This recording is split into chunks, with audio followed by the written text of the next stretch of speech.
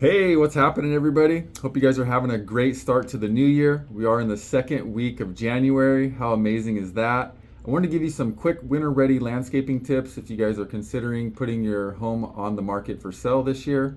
Definitely keep your walkways and driveways clear of snow and ice if you are up in the hills. We want to ensure safety and create a tidy appearance.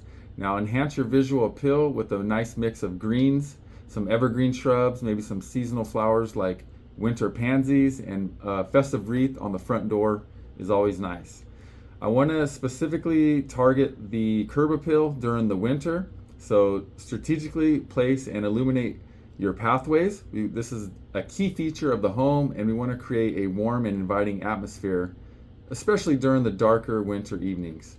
Highlight your architectural details with well placed outdoor lighting, emphasizing the beauty of your property. And if you guys have any more questions about setting up your home for sale, go ahead and contact me and I'd love to help. Remember, I'm your guy, Eric Fiddledye. Have a great day, and I'll catch you on the next one.